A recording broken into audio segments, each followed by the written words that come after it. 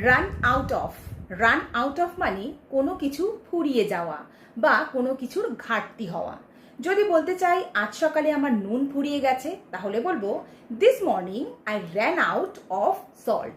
যদি বলি গত রাতে ওদের খাবার ফুরিয়ে গেছে, তখন বলবো they ran out of food last night. Run out of, run এখানে ভার্ব, তাই run out of, ran out of, run out of, running out of বা রানস আউট অফ। এইভাবে চেঞ্জ করে করে আমরা এই ফ্রেজাল ভার্বটাকে সেন্টেন্সে ইউজ করব। এক্সাম্পল, প্রত্যেক মাসের শেষে ওর টাকা ফুরিয়ে যায়। She runs out of money at the end of every month. আর আউট অফের পরে যে জিনিসটা ফুরিয়ে যায় সেইটা লিখবো, যেমন time, money, battery, food etcetera.